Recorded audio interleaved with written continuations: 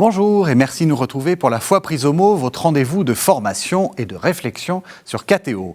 Cette semaine, nous poursuivons notre série de carême avec la Bible, avec un thème qui, justement, est omniprésent dans les livres saints, le combat. On ne fait que se battre dans la Bible. Israélites contre Égyptiens, Israélites contre Philistins, Josias contre Néchao, Joachim contre Nabuchodonosor, mais aussi Jacob avec l'ange, Jésus avec le Satan et, à la toute fin, dans l'Apocalypse, l'agneau de Dieu contre Satan.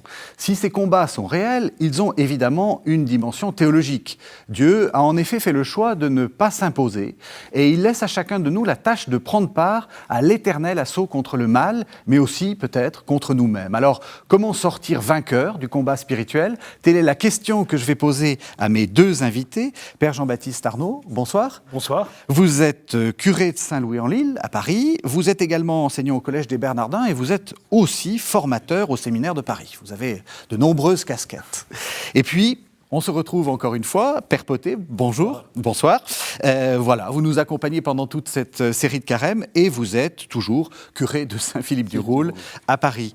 Alors, peut-être, Père Jean-Baptiste Arnaud, qu'est-ce que vous pensez de mon lancement ? Est-ce que vous êtes d'accord avec moi que dans la Bible, la guerre a une prégnance, une réalité qui est quand même assez forte ? On a l'impression qu'on se bat partout. Oui, mais je ne sais pas si on se bat plus dans la Bible que dans la vie des hommes. C'est-à-dire que la Bible est le grand livre de l'histoire humaine, le miroir de toute l'expérience humaine. Elle reflète aussi les combats qui sont à la fois certainement les plus intérieurs et les plus extérieurs. Mm-hmm. Ensuite, dans la Bible, on parle quand même volontiers de combat spirituel. Ce sera sans doute un des termes qu'il faudra un petit peu scruter pour comprendre en quoi le mot spirituel change ou pas la notion du combat.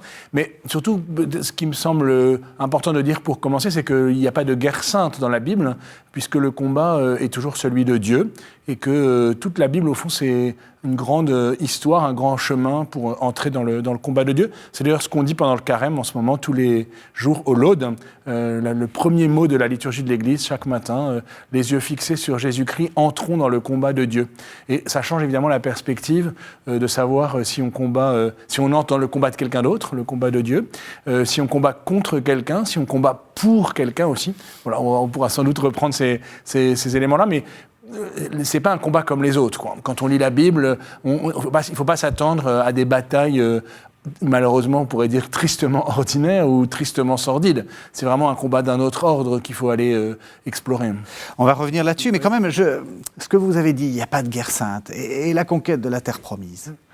La terre promise, elle est d'abord promise, elle est d'abord donnée, justement. Et donc, elle est d'abord à recevoir. Et alors, dans l'histoire biblique, on voit que chaque fois que le peuple de Dieu, Israël, va vouloir s'approprier la terre et combattre par lui-même, il va perdre. Et alors, parfois d'ailleurs de manière assez violente. Hein. Et lorsqu'il laisse Dieu lui-même mener ce combat, lui donner cette terre et la considérer toujours comme donnée, comme promise, même si elle est déjà reçue, eh bien alors Israël s'installe, et, tout en restant toujours un peuple nomade. Et d'ailleurs, bien sûr, l'événement important sera la perte de Jérusalem et l'exil à Babylone en 587, comme pour ne pas oublier que cette terre est toujours promise, elle est toujours donnée et qu'elle ne fait pas l'objet d'un combat. Ce n'est pas un combat humain. Ce ne sont pas des armes humaines, ce ne sont pas des enjeux humains. C'est un don de Dieu qu'il s'agit de recevoir. Vous êtes d'accord ? Oui, bien sûr, mais je trouve ça très, très, très bien dit. Enfin, bon, j'ai envie de dire deux choses. La première chose, c'est l'homme sans Dieu, le péché nous a coupés de Dieu, l'homme sans Dieu est voué à la loi du plus fort. Donc la guerre est entrée dans le monde immédiatement avec le péché. Le péché a immédiatement créé cette rivalité entre... Les hommes ne sont plus attirés vers Dieu, ils ne sont plus orientés. Dès qu'ils ne sont plus orientés vers plus grand qu'eux, eh ben, ils sont orientés l'un contre l'autre, avec cette espèce d'idée qu'on continue à répéter, ma liberté s'arrête où commence celle des autres, moi je vais repousser la tienne, ta liberté s'arrêtera toujours où commencera la mienne, mais comme je suis plus fort, je vais repousser la tienne. Donc il y a ce phénomène de bataille est inhérent à la condition humaine de pécheur.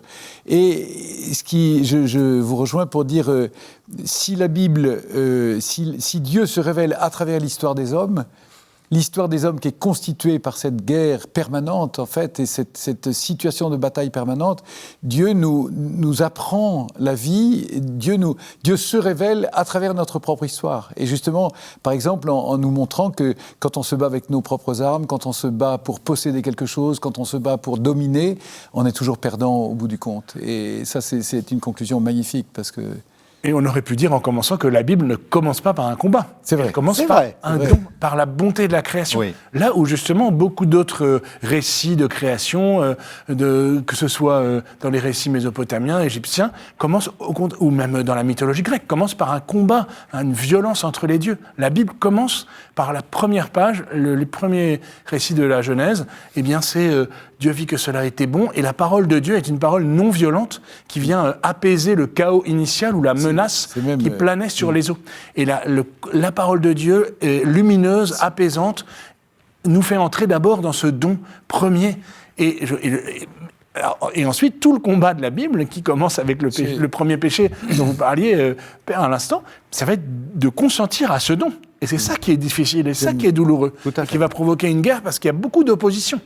La parole de Dieu est non violente, dites-vous. Moi, je vais plus loin. La parole de Dieu, c'est la parole d'amour. Si Dieu est amour, c'est la parole d'amour. Et cette parole d'amour fait exister. Dieu dit, cela est. Et d'ailleurs, notre expérience le montre. Dès que j'ai une parole d'amour, je fais exister l'autre. Dans les scènes de ménage, de toute manière, je n'existe plus pour toi. Pourquoi ? Parce qu'il n'y a pas de parole d'amour. Il n'y a plus de parole d'amour. Remettez une parole d'amour là, et vous faites exister, et c'est la paix qui s'installe. C'est très, très beau, ça. Et le combat n'est pas premier. Oui, ça, c'est très important. Ça peut changer notre manière de vivre. Se lever le matin en se disant quel combat vais-je avoir à mener, ou se lever le matin en se disant mais quel don de Dieu ai-je à accueillir. Ça, c'est très important. Très beau. Bien sûr, pour beaucoup de gens qui souffrent et qui traversent des épreuves, c'est difficile de ne pas être accablé ou envahi par ce combat, par ce qui apparaît comme un combat. Et c'est certain et c'est réel. Il ne s'agit pas de nier la difficulté et les épreuves traversées, mais de dire mais il y a un don premier à recevoir qui n'est jamais, qui ne sera jamais totalement enfoui sous la violence qui peut s'opposer à lui. J'aime énormément ça, cette idée, ce qui est premier, c'est le don et le don à recevoir. Ça, je trouve ça très important. Et finalement, pour toute la vie, c'est commencer par la gratitude. On rejoint beaucoup ce que dit le pape en ce moment, très souvent. Commencer par la gratitude, commencer par la louange, parce que c'est ce qui est premier pour accueillir. Et c'est la gratitude, c'est la louange qui va ouvrir mon cœur pour recevoir le don. Et qui me permet d'entrer dans le combat, du coup. Voilà, parce que ce qui est mystérieux, c'est que cette louange, cette gratitude, elle nous coûte aussi. Et elle est l'objet d'un combat. Elle nous est pas toujours spontanée, mais elle est déjà l'objet d'un combat, et pourtant, tout est donné par Dieu. Oui, parce que vous êtes quand même d'accord l'un et l'autre qu'il y a un combat à mener, même si vous nous dites que la guerre n'est pas première, il y a un combat C'est notre condition humaine, et on ne peut pas l'éviter. D'ailleurs, la non-violence, celui qui voudrait éviter le combat, évitera la victoire. Moi, j'ai appris ça dans ma vie d'officier autrefois, mais il n'y a pas de joie sans victoire, il n'y a pas de victoire sans combat. C'est impressionnant, hein. C'est intéressant comme phrase. Et je ne peux pas entrer dans la joie. Encore une fois, c'est la conséquence du péché. Il n'y aurait pas eu de péché, il n'y aurait pas eu de... Mais à cause du péché, il y a une victoire. Cette victoire, elle est acquise, on va en reparler certainement parce que c'est la victoire du Christ. Mais pour que moi-même je puisse entrer dans cette victoire, il faut que j'entre dans le combat. Il n'y a rien à faire. Et si je cherche à éviter le combat, je n'entrerai jamais dans la victoire. Et pas non plus, du coup, dans la joie qui est attachée à la victoire. Et c'est vrai que le lien entre péché et combat est manifeste dans la Bible, puisque permanent. Dès que le péché entre dans le monde, Caïn tue Abel, et c'est le début du cycle des violences. On pourrait dire, même avant Caïn et Abel, Adam et Ève qui se cachent dans le buisson, il y a déjà... Dieu est devenu un ennemi, ce qui est fou. Enfin, Dieu est devenu un rival, et Adam se cache parce qu'il a peur. Et la peur, c'est justement la peur au combat. C'est intéressant parce que finalement, vous venez déjà de faire le plan de notre émission dans lequel dans lequel on parlera à la fois du combat entre humains et puis du combat avec Dieu. Du combat, et après, on parlera probablement du combat contre soi. Vous vouliez dire quelque chose ? Non, mais je voulais dire que, en fait, ce qui se joue aussi, c'est que nous sommes le lieu, notre vie est le terrain d'un combat entre l'Esprit de Dieu et l'Esprit de Satan. Oui. Non pas que ça nous déresponsabilise, mais si vous voulez, ça nous situe aussi dans un terrain de guerre qui nous dépasse. Et c'est ça le premier péché. C'est-à-dire que Adam et Ève se retrouvent embarqués dans un combat entre l'Esprit de Dieu et l'Esprit du mal à travers le serpent qui va venir, on le sait, déformer, détourner la parole de Dieu. Et du coup, d'une certaine manière, ça nous libère aussi ça nous engage pleinement et ça nous libère aussi. Ça n'est pas d'abord notre combat, c'est d'abord le combat de Dieu. C'est pour ça qu'on dit entrons dans le combat de Dieu contre Satan qui vient s'opposer à Dieu. Et ce combat, il est gagné par le Christ. Je pensais aux tentations de Jésus au désert, qu'on entend le premier dimanche de Carême. Et ces tentations de Jésus au désert, Jésus a vaincu pour nous toute tentation, dit saint Augustin. Et on retrouve ce qu'on a dit tout à l'heure à propos de la création. Jésus est baptisé, c'est ce qui est premier. Et dans notre vie, c'est le baptême qui est premier. La création, le baptême. Et le combat, ça va être, est-ce que nous allons rester fidèles à ce don premier ? Si tu es le Fils de Dieu, jette-toi en bas. Si tu es le combat de Jésus au désert contre Satan, c'est est-ce que tu restes fidèle au don de Dieu qui est d'être fils du Père ? Et donc ce combat, Jésus le vit, il l'a vécu pour nous, mais il le vit en nous en fait. Chaque fois que nous sommes dans un combat spirituel, c'est le Christ qui combat pour nous et qui est vainqueur, qui est déjà vainqueur. Et comment allons-nous entrer dans cette victoire ? Je repense ce que vous dites parce que je suis entièrement d'accord, mais j'ai peur que, en entendant nous sommes le terrain d'un combat qui nous dépasse entre Dieu et Satan, Satan n'est pas contemporain de Dieu. C'est-à-dire, c'est parce que Satan s'est opposé au projet de Dieu pour l'homme d'ailleurs qu'il y a eu cette bataille. Mais restons absolument fixés sur Dieu premier et Dieu bon et parole d'amour. Satan a refusé cette parole d'amour pour des raisons qui sont d'ailleurs assez complexes au fond. Mais du coup, nous sommes le terrain de cette bataille. Donc vous voulez insister sur le fait qu'on est un terrain de bataille, mais que... Sur le fait que Satan n'est pas en même temps que Dieu. Le combat est inégal. Voilà, le combat est inégal. C'est pas le mal contre le bien de toute éternité. C'est le bien qui est éternel, pas on n'est pas dans les séries américaines. On n'est pas dans les séries américaines. Non, mais on est dans l'expérience de saint Paul, par exemple. Je vois le bien que je veux faire, et pourtant je vois le mal que je fais. Qui me délivrera ?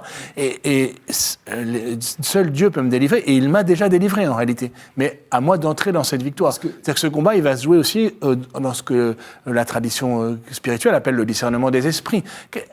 Qui me donne d'agir ? Est-ce que c'est le bon esprit ? Est-ce que c'est le mauvais esprit ? C'est l'expérience de saint Ignace, alité pendant sa blessure, pendant le siège de Pampelune, et suite à ses blessures, et qui se dit, mais qui découvre en fait qu'il est parfois mu, il est parfois poussé par un bon esprit à agir, et parfois par un mauvais esprit. Mais bien sûr, là où je vous rejoins tout à fait, c'est qu'il n'y a pas d'égalité, il n'y a pas d'équivalence. Il n'y a pas de manichéisme. Il n'y a pas de manichéisme, il n'y a pas de dualisme, mais le combat est gagné. Mais il se trouve qu'il y a en nous cette force, on peut dire, à reconnaître qui nous fait vaincre l'esprit du mal. Mais pour autant aussi, il nous faut accepter que nous sommes tentés par l'esprit du mal et que parfois nous lui donnons plus ou moins. Alors la foi de l'Église, c'est que c'est quand même très rare de lui donner totalement notre consentement et qu'il nous restera toujours cette capacité première qui a été donnée à la création et qui a été restaurée combien plus par le Christ, de choisir le bien. Et pourtant, nous éprouvons douloureusement, comme saint Paul peut le dire, et cette parole, elle éclaire tellement de nos expériences spirituelles de douleur, de se dire, mais je vois le bien pour lequel je suis fait, et je vois le mal pourtant que je fais, que je ne veux pas, et que je fais quand même. C'est à ce genre d'expérience que je faisais allusion, mais on voit bien comment une telle expérience a pu faire sombrer dans le désespoir, ou au contraire, ouvrir justement à un combat et à une victoire et à des armes qui ne sont pas les nôtres, qui ne sont pas simplement à notre portée. C'est Dieu qui nous les donne, et alors là, oui, il les met à notre disposition. Mine de rien, je souligne ça, c'est pas le sujet d'émission, mais vous avez dit quelque chose d'extrêmement important. La croyance de l'Église, c'est qu'on n'a pas donné tout à Satan. C'est-à-dire qu'il n'y a jamais, contrairement à ce qu'on voit dans notre monde, et il n'y a jamais une croyance que quelqu'un est foncièrement mauvais, définitivement mauvais, complètement perdu, et qu'il faut s'en... On n'est jamais enfermé dans son péché, on n'est jamais enfermé ni dans le mal qu'on subit, ni dans le mal qu'on commet. Même si les impressions peuvent être trompeuses, je vous l'accorde, mais jamais. Oui, et l'exemple que l'on dit toujours, et Hitler, et Staline, et Mao, et tous les autres. Oui, c'est ça. Cette idée qu'il y a le mal radical qui est incarné en quelqu'un, chrétien. C'est une idée qui n'est pas chrétienne, au fond. Dieu aime le pire des pécheurs, il l'aime infiniment. Il combat le péché, mais il aime le pécheur. Il aime le pécheur, le pire. Et c'est très, très important parce que Dieu aime le pécheur autant que moi. Ça veut dire, moi, je suis pécheur aussi. Et Dieu a un amour infini pour toutes ses créatures. On pourrait dire, et c'est vrai de le dire, enfin, je crois, Dieu aime Satan. C'est Satan qui refuse l'amour de Dieu. Mais Dieu aime chacune de ses créatures d'un amour infini. Et c'est bouleversant de penser ça. D'ailleurs, ça donne au combat une perspective. Même quand je suis obligé de combattre le mal, je combats le mal, mais j'aime la personne qui est habitée par ce mal. C'est-à-dire, quand je suis dans une guerre humaine, l'ennemi est un ennemi. Si j'aborde de façon chrétienne la guerre, des chrétiens qui sont soldats, par exemple. Oui, bonne question. Je suis contraint de contrer la violence de l'ennemi, mais l'ennemi en tant qu'ennemi n'est pas un ennemi, enfin, c'est un homme.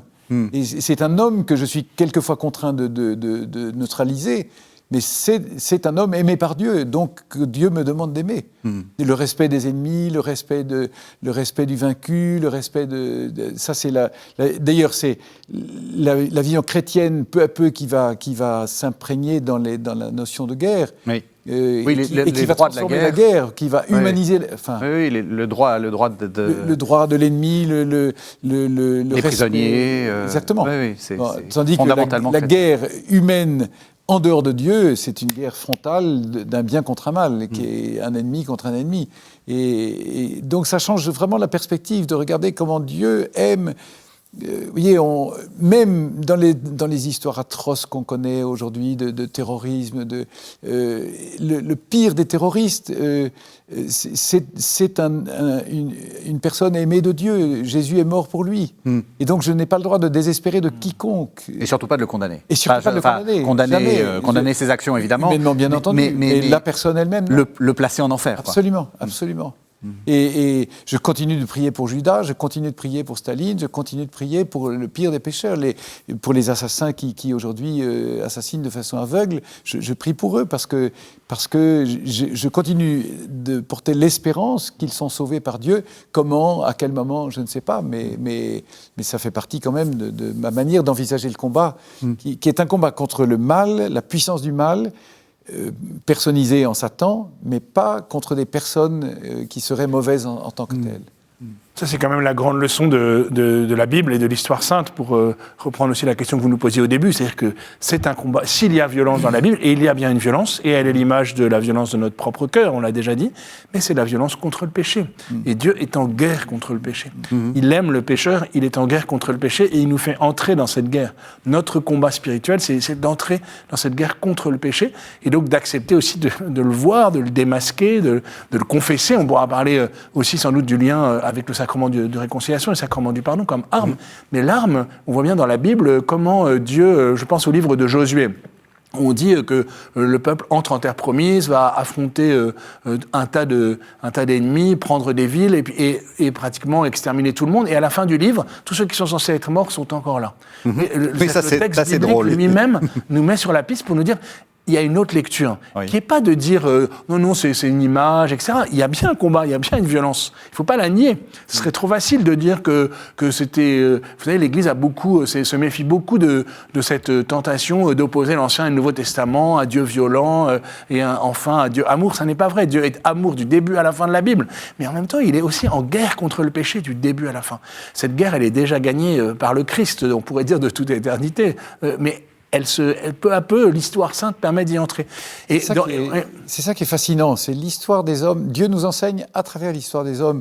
De fait, Israël a été en guerre avec ses voisins, mais Dieu nous enseigne à travers cette histoire. Et ça, je trouve ça fascinant parce que Dieu nous aide à relire cette histoire dans une perspective qui nous fait monter De même, moi je me bats contre la maladie, je me bats contre des tas de choses. Enfin, bon, et Dieu m'enseigne à travers cette histoire. C'est-à-dire, chaque période de mon histoire personnelle, comme de l'histoire personnelle l'histoire d'un pays, l'histoire d'un peuple, eh bien, Dieu me conduit finalement à une leçon spirituelle qui m'élève, et chaque fois pour finalement être victorieux du péché, victorieux du mal. Et c'est beau parce que nos combats humains, en réalité, ne sont jamais que humains. Dieu est présent dans nos batailles. Et alors si je refuse que Dieu y soit présent, je suis enlisé dans ma bataille et elle me fait sombrer dans le malheur. Si j'accueille Dieu dans cette bataille, alors je perçois les choses d'une façon complètement nouvelle et qui devient lumineuse. Je vous propose qu'on lise un premier texte. C'est un texte tout à fait étonnant parce que c'est un peu ce que vous disiez, il y a des batailles, et puis il y a un moment où Dieu soutient un peuple, et même les meilleurs chutent. C'est le peuple élu, et c'est Moïse qui lui-même chute. C'est la tentation des eaux de Mériba, et on va voir comment le Seigneur, finalement, est en guerre contre son propre peuple, d'une certaine façon. C'est le livre de l'Exode, c'est le chapitre 17, les versets 1 à 7. Toute la communauté des fils d'Israël partit du désert de Sin, poursuivant ses étapes sur ordre du Seigneur. Ils campèrent à Réphidim, mais il n'y avait pas d'eau à boire pour le peuple. Le peuple querella Moïse. « Donnez-nous de l'eau à boire, dirent-ils. » Moïse leur dit, « Pourquoi me querellez-vous ? Pourquoi mettez-vous le Seigneur à l'épreuve ?» Là-bas, le peuple eut soif. Le peuple murmura contre Moïse. « Pourquoi donc, dit-il, nous as-tu fait monter d'Égypte ? Pour me laisser mourir de soif, moi, mes fils et mes troupeaux ?» Moïse cria au Seigneur, « Que dois-je faire pour ce peuple ? Encore un peu, ils vont me lapider. » Le Seigneur dit à Moïse, « Passe devant le peuple, prends avec toi quelques anciens d'Israël, le bâton dont tu as frappé le fleuve, prends-le en main et va. Je vais me tenir devant toi, là, sur le rocher, en Horeb. Tu frapperas le rocher, il en sortira de l'eau, et le peuple boira. » Moïse fit ainsi aux yeux des anciens d'Israël. Il appela ce lieu du nom de Massa et Mériba, épreuve et querelle, à cause de la querelle des fils d'Israël, et parce qu'ils mirent le Seigneur à l'épreuve en disant « Le Seigneur est-il au milieu de nous, oui ou non ?» Alors, ça, c'est un texte tout à fait étonnant, parce que c'est un texte dans lequel on voit que Dieu est mis à l'épreuve. Quand on lit, on a l'impression qu'il ne se passe pas grand-chose de grave. Et en fait, quand on continue la lecture du livre de l'Exode, on s'aperçoit qu'à cause de ça, la génération qui a tenté Dieu ainsi n'ira plus en Terre Sainte, que Moïse lui-même n'entrera pas en Terre Sainte. Donc c'est vraiment c'est grave, en fait, les eaux de Mériba. Mais ce qui est grave, c'est d'avoir douté du don de Dieu. C'est ça. On a au fond une mise en application de ce qui est déjà annoncé avec le premier péché. Et donc Dieu, le Seigneur est-il au milieu de nous, oui ou non ? Il nous a fait sortir d'Égypte, il nous a libérés. Et finalement, on préfère l'esclavage. Et donc on met en doute le don de Dieu. Et à ce moment-là, on entre en guerre contre Dieu, d'une certaine manière aussi. Et je crois qu'il y a un moment où dans la vie spirituelle, ça va être... J'allais dire, c'est libérateur, au fond, de le reconnaître. Oui. La Bible provoque ça. Si la Bible rapporte ce genre d'épisode, qui n'est quand même pas très à la gloire, en effet, du peuple qui a été libéré... Ni du grand Moïse. Ni de Moïse, et puis ça va recommencer, fait, après. Parce que ce qui va compliquer l'histoire, c'est que là, on est encore juste avant l'alliance au Sinaï, mais ça va recommencer après. Et à vrai dire, c'est le fait que ça ait recommencé après l'alliance qui va être reproché encore plus.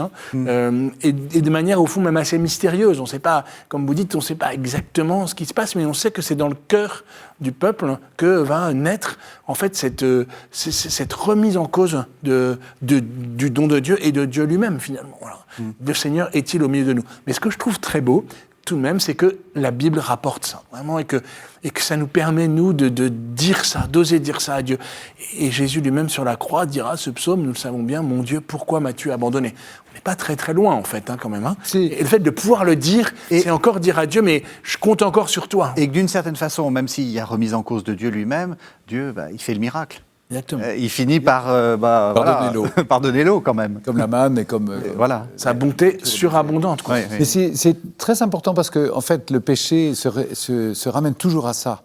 C'est-à-dire, le péché que Satan a soufflé dans le cœur de l'homme, c'est le doute par rapport à Dieu. Il y a un doute, est-ce que Dieu est pour moi ou est-ce que Dieu est contre moi ? Il y a toujours quand même, est-ce que Dieu est pour que je vive ou est-ce que Dieu est un rival ou est-ce que Dieu finalement ne serait pas un peu un danger pour ma liberté ?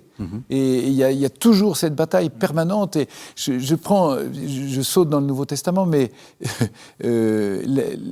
Zacharie, l'annonce à Zacharie et l'annonce à Marie. Des deux côtés, on a comment cela va-t-il se faire ?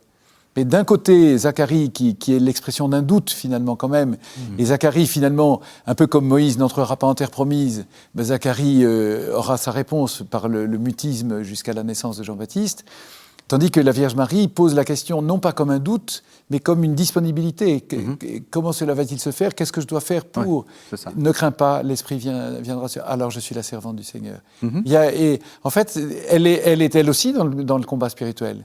Mais elle est dans le combat spirituel où elle répond immédiatement avec cette confiance en Dieu. Et cette foi en Dieu inébranlable qui lui donne la réponse au fur et à mesure. Mais on n'est pas tous Marie, Père Jean-Baptiste Arnaud. Prenons un cas assez concret et même très, très d'actualité. On vit en plein milieu d'une crise terrible. Et on voit qu'il y a beaucoup de gens qui disent mais où est Dieu ? Qu'est-ce qui se passe ? Pourquoi est-ce qu'on nous a fait ça ? Qu'est-ce qui nous a envoyé ? C'est une question sérieuse. La Bible est remplie de ces cris-là. C'est la première chose à faire. Et je dirais, c'est intéressant ce que vous dites. C'est même déjà beaucoup de le faire. C'est la première chose à faire. Ah oui, je crois. Il ne faut pas s'interdire de se dire... Surtout pas. Mais certains même n'y arrivent pas. Et je le comprends infiniment. Nous rencontrons des personnes qui nous disent « mais je ne peux même plus crier vers Dieu. Voilà. » Mais lorsque je peux déjà crier vers Dieu et lui dire « mais le Seigneur est-il au milieu de nous ?» Alors, dans le texte qu'on vient d'entendre, c'est un cri vers Dieu et en même temps, on parle de Dieu pas à la troisième personne aussi. Oui, tout à fait. Mais dire à Dieu « Seigneur, que es-tu là encore ? Pourquoi m'as-tu abandonné ?» Vraiment, ce cri de Jésus sur la croix, c'est le cri de Job, c'est le cri des psaumes. Et la Bible l'assume et elle nous le donne parce qu'à un moment, c'est peut-être le dernier fil qui nous relie encore à Dieu. Et Dieu, bien sûr, peut entendre. C'est fondamental. C'est fondamental parce que est-ce que je parle à Dieu, quitte à crier vers lui, quitte à lui reprocher. Quitte à le lui reprocher même, oui. D'une question angoissée. Oui. Ou est-ce que je me parle à moi-même en disant puis finalement Dieu, est-ce que Dieu est vraiment au milieu de nous ? Là, j'entre dans le doute et donc dans le péché.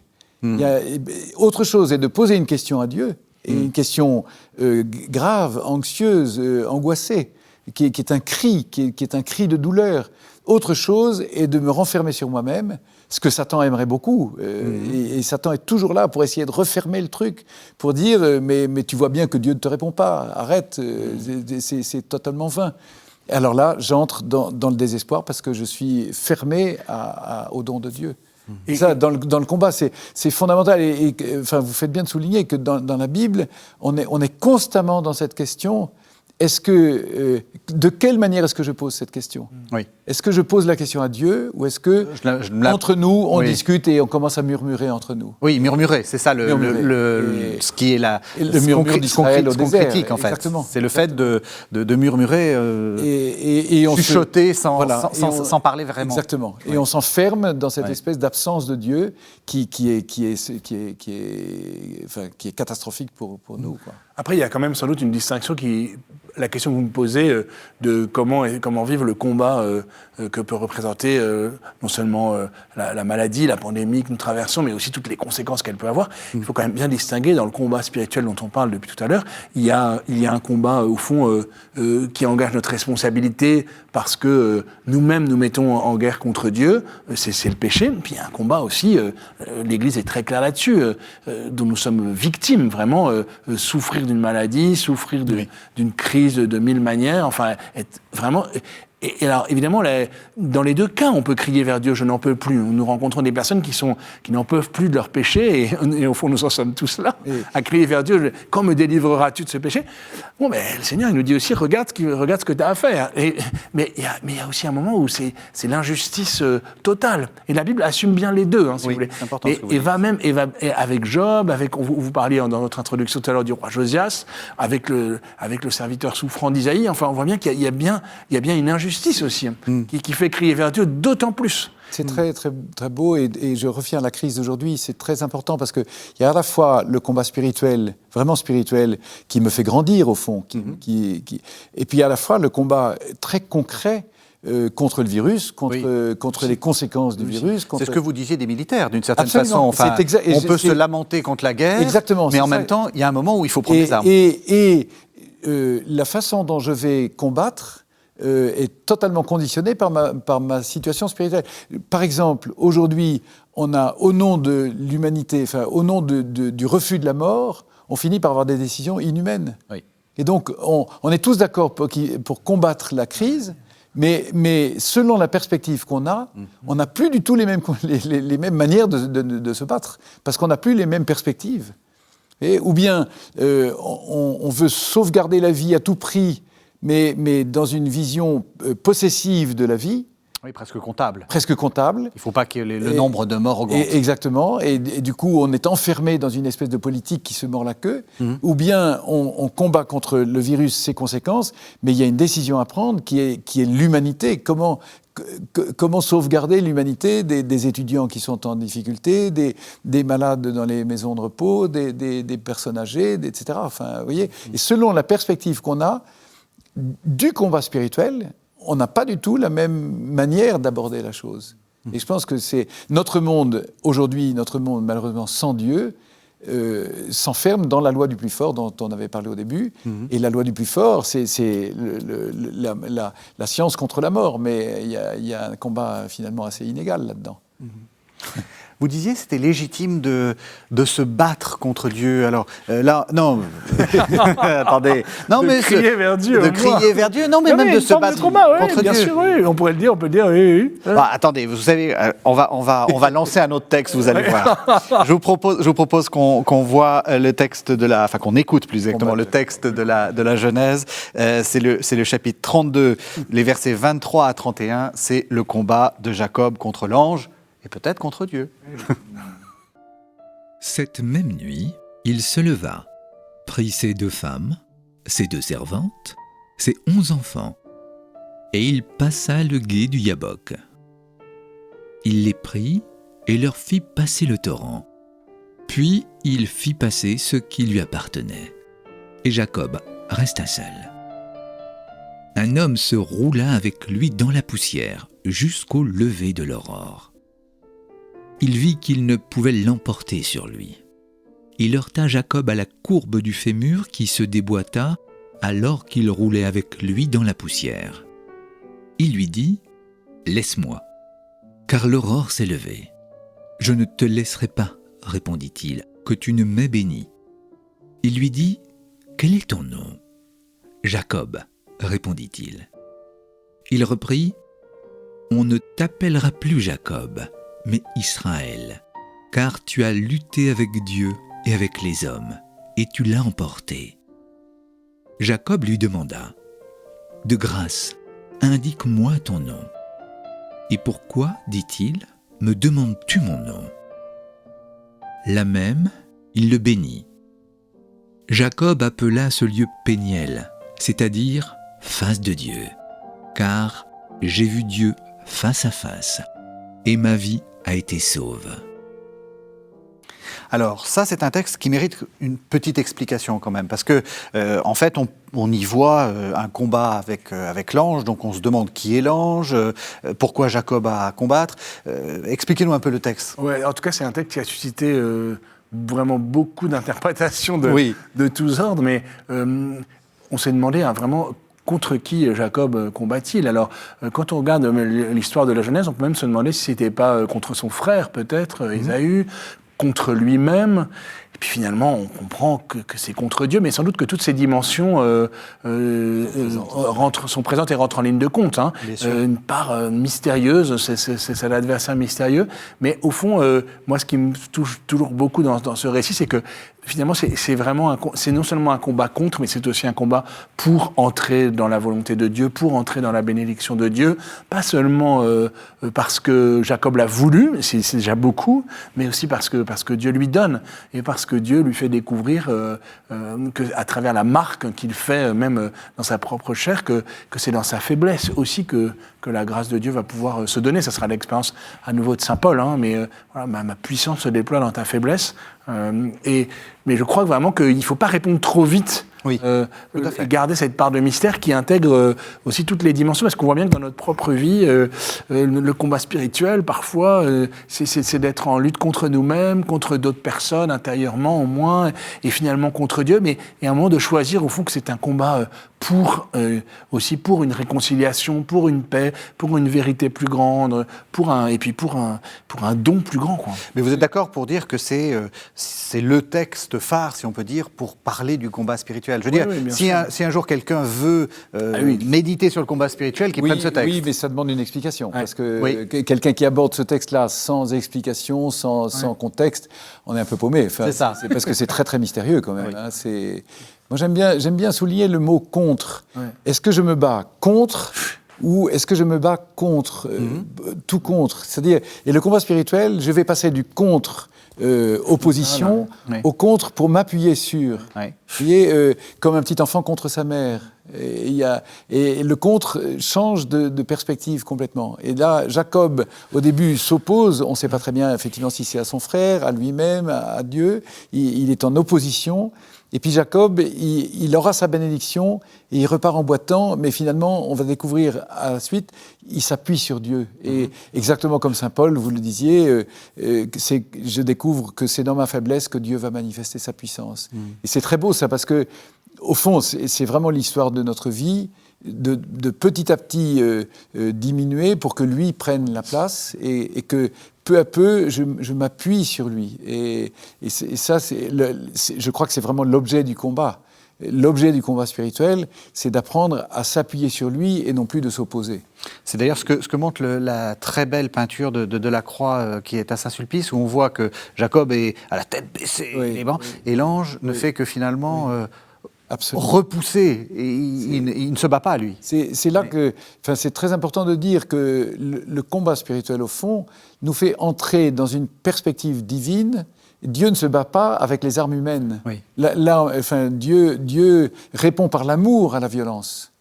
C'est très, très impressionnant pour nous, parce que la violence en nous suscite immédiatement une violence. Et elle éveille une violence, et on s'aperçoit qu'on a des réserves de violence, des capacités de violence impressionnantes. Les guerres qui sont l'occasion de libérer la violence qui est en nous, c'est pas terrible. Hein. Et il faut que petit à petit, nous apprenions à répondre à la manière de Dieu avec l'amour. Et c'est pas commode, parce que... C'est ça le combat spirituel? C'est finalement... Retourner quelque chose. Je pense. Et c'est ce qui est signifié ici. Jacob s'en va en boitant. Et il est marqué dans sa chair, parce qu'il ne regarde plus la vie de la même manière. Il ne regarde plus la vie, le monde de la même manière. Il regarde avec cette espèce de petitesse divine, comme Jésus arrive comme un bébé. C'est quand même fou. La puissance de Dieu se manifeste dans un bébé qui ne sait pas parler. La parole de Dieu, toute puissante, se révèle à travers areux d'un bébé qui fait dans ses couches. Non, mais c'est fou comme histoire.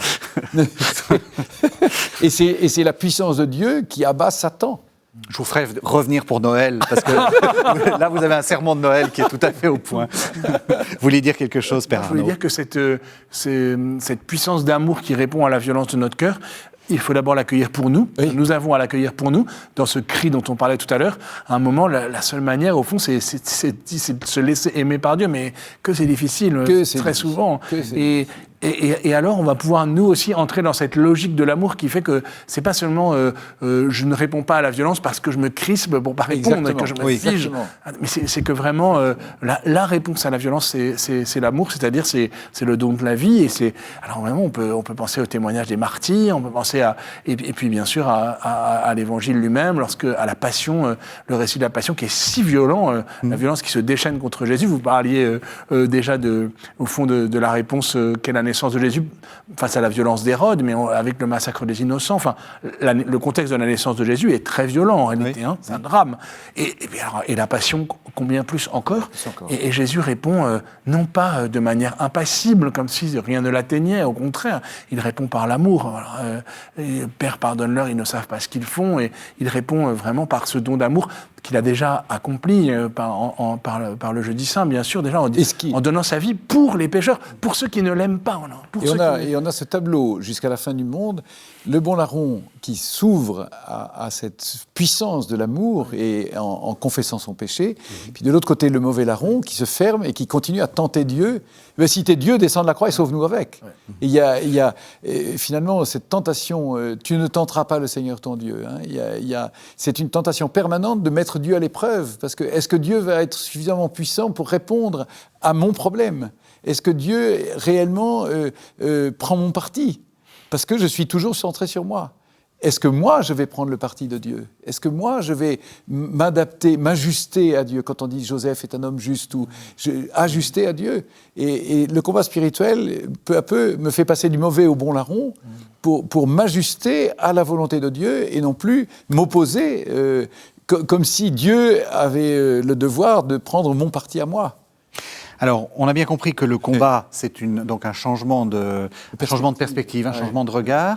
Donc, on arrive quasiment à la fin de l'émission. J'aimerais que vous nous donniez un peu votre regard sur ce combat. Peut-être d'abord une question, est-ce que ce combat cesse ? Je veux dire, est-ce qu'à un moment, on peut dire que ça y est, on a passé le combat et qu'on est entré dans la joie du Seigneur et que tout va bien ? Ou est-ce que c'est pour vous quelque chose qui va durer toute votre vie ?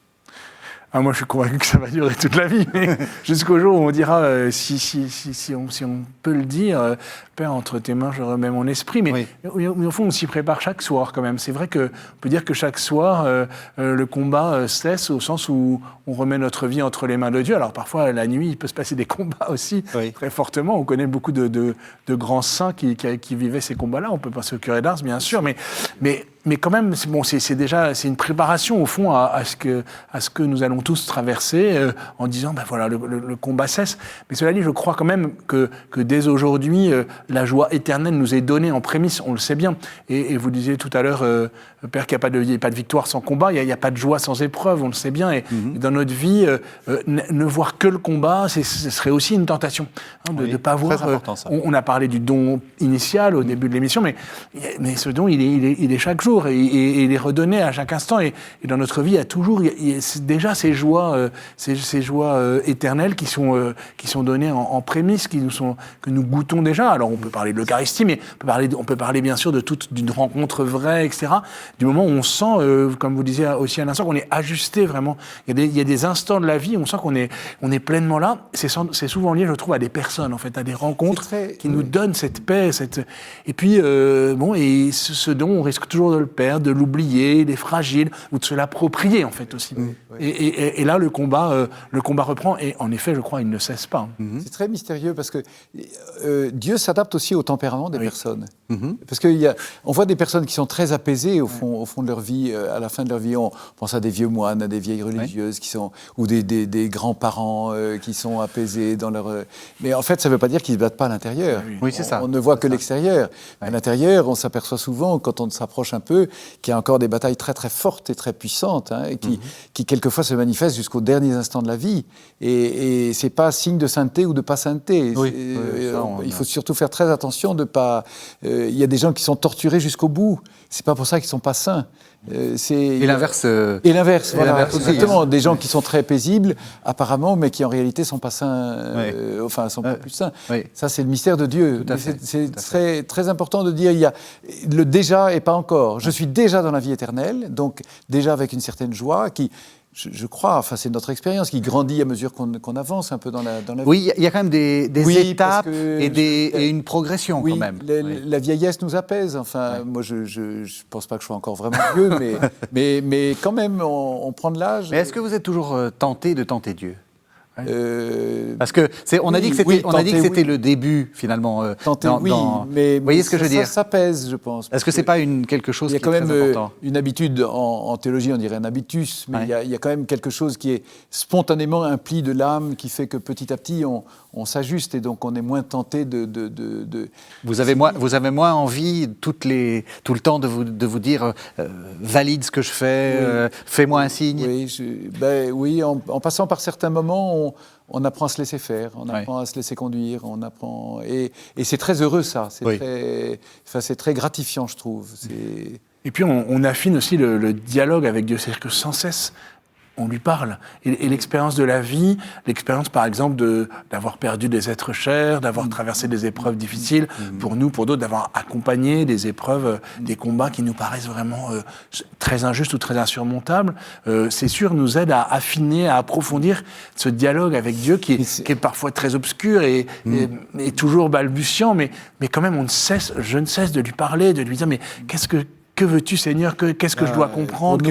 Et ça, c'est sûr que là-dedans, on chemine, mais parfois on s'enfonce plus profondément. Mais quand même, on tient ce fil du dialogue avec Dieu, quoi. De ne pas cesser d'entrer dans... Et c'est ce cri dont on parlait tout à l'heure, mais il va prendre plusieurs formes, mais il nous maintient liés à lui. Ceux qui ont la chance de connaître un peu les psaumes et d'entrer dans les psaumes sont en permanence menés dans cette... Il y a des psaumes qui sont très violents, et on les dira jusqu'à la fin de notre vie, puis des psaumes qui sont très confiants et très apaisés, et je pense que c'est le reflet d'une vie en réalité qui progresse tout en restant dans le combat spirituel, qui durera jusqu'au passage définitif, quoi. Donc on arrive à la fin de l'émission, ça c'est le premier conseil que vous pourriez nous donner, ou disons la première arme du combat spirituel. Dire les psaumes. L'Église nous donne des instruments, et parmi les instruments, le psaume, mais je pense que le carême, on pourrait goûter un peu les psaumes, puis il y a des tables des matières qu'on connaît, ou des psaumes pour telle et telle circonstance, on peut s'y retrouver un petit peu pour ceux qui ne connaissent pas du tout le psautier, mais je pense qu'il y a là-dedans, et on peut se retrouver là-dedans, et c'est beau, on peut s'identifier à celui qui parle dans le psaume, quoi. Est-ce qu'il y a d'autres armes ou d'autres exercices ou d'autres qu'est-ce que vous recommandez à vos ouailles ou à vous-même peut-être? Oui, c'est sûr. On commence peut-être il aurait mieux valu vous les recommander à vous-même qu'à vos ouailles. En tout cas, ce que je viens de dire à l'instant sur rechercher ce dialogue avec Dieu qui nécessite, c'est sûr, au moins quelques instants, voire quelques minutes, de se taire, quoi, et vraiment de se mettre devant lui, pas simplement pour réciter des prières, ça nous éduque d'apprendre des prières, de les réciter, bien sûr, mais vraiment aussi de faire taire ce qui peut finalement aussi parfois étouffer un peu la voix du fin silence, hein, c'est le combat d'Élie, qui est aussi un combat contre Dieu, contre lui-même, et qui, dans cette grotte, va entendre la voix de Dieu, mais qui est imperceptible, quoi, et en même temps très forte, mais à travers vraiment la délicatesse d'un brin d'air, comme on dit, mais et donc de se donner ce temps-là quand même, hein, et cette prière est souvent le lieu d'un vrai combat d'ailleurs, pour patienter, parce que c'est pas toujours toujours des choses extraordinaires. Oui, c'est ça. Et c'est le lieu d'un combat, d'une impatience dont on parlait la semaine dernière. Absolument. Il y a une bataille là qui est belle aussi et qui est... Mais moi, je dirais, dans les armes, la vie sacramentelle, le carême avance, la troisième dimanche, confessons-nous. Et le fait d'aller se mettre à genoux, oui, je reconnais, il y a des zones d'ombre dans mon cœur, mon Dieu, je rends les armes. Mais ça, on est au cœur de la bataille, là. Je rends les armes, et je prends les armes de l'amour, et je prends les armes de la miséricorde.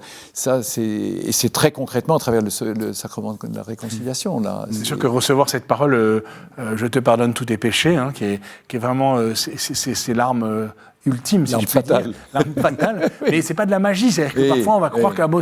Non, ça nous engage à un combat. Le sacrement de réconciliation, il intervient toujours dans une histoire aussi. Exactement. Et donc on s'y prépare, on le désire, plus ou moins, on le craint. Parfois, ça nous effraie un peu parce que ça nous humilie. En réalité, derrière, il y a le combat aussi contre nos images de Dieu. Quelles images de Dieu avons-nous, hein? Vous voyez, et souvent je me dis, mais si vraiment je faisais davantage confiance à Dieu comme m'aimant indéfectiblement, j'aurais pas peur d'aller me confesser. Absolument. Et donc, aller combattre ces fausses images de Dieu pour vraiment entendre cette parole, je te pardonne tes péchés, qui est la parole centrale, non seulement du sacrement de réconciliation, mais de la révélation chrétienne, de l'évangile. C'est ce que Jésus fait. Et puis alors après, collaborer, consentir à ce don. Et qui nous recrée dans la source de notre baptême, mais ensuite, on a du travail à faire avec lui. C'est pas seulement, on s'est peut-être trop habitué à une image un peu facile, on efface une ardoise, et on recommence. Non, maintenant, on a reçu une grâce qui va nous porter, et qui va nous aider à agir et à combattre. Puis ça commande l'Eucharistie. Bon, alors l'année dernière, on a été vraiment contraints par ce confinement qui a révélé quelque chose aussi, Absolument. Une soif nouvelle. Mais dans toute la mesure où on peut bénéficier et recevoir l'Eucharistie, c'est quand même l'amour, l'arme des armes, qui est la présence de Dieu en nous. Il est en moi et moi je suis en lui, et nous sommes un. Et il entre dans ma bataille parce que moi j'entre dans la sienne. Et là c'est les deux sacrements de la réconciliation et de l'Eucharistie sont vraiment très très très liés. Et dans ce domaine du combat spirituel, c'est vraiment, je crois, une clé, et à développer, à reprendre pendant le carême, et à redécouvrir pendant le carême. Ça sera le mot de la fin. Alors, je viens de recevoir un livre dont vous êtes un des co-auteurs, Père Jean-Baptiste Arnaud, avec Alexis Leproux et Luc de Belsize. Ça s'appelle Even ? Non, Even, c'est un mot hébreu qui veut dire la pierre.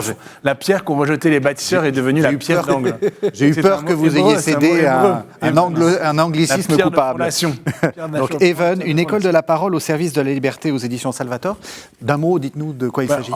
C'est à la fois la publication du parcours qui a été initié par Alexis Leproux, conçu par Alexis Leproux, et il y a déjà bientôt 15 ans, et puis pour chaque fiche du parcours, non pas, je dirais, un enseignement tout fait, mais plutôt les axes spirituels, théologiques, pastoraux que nous avons développés en donnant ces catéchèses depuis des années, pour surtout permettre déjà à ceux qui les ont suivis de les relire, de se les approprier, puis à d'autres d'y entrer aussi en vue de les donner à leur tour. Oui, parce que c'est assez un peu manuel, c'est assez agréable. Il y a un côté un peu manuel de par année avec les textes, avec des conseils. Enfin, c'est un très bon. J'admire beaucoup ce que vous avez fait là. Voilà, donc Even aux éditions Salvator. Merci. Merci beaucoup. Merci à tous les deux. Merci de nous avoir suivis. Vous savez que vous pouvez retrouver cette émission sur le site internet de la chaîne www.ktotv.com, et on se retrouve la semaine prochaine pour un nouveau numéro, toujours sur notre série de Carême.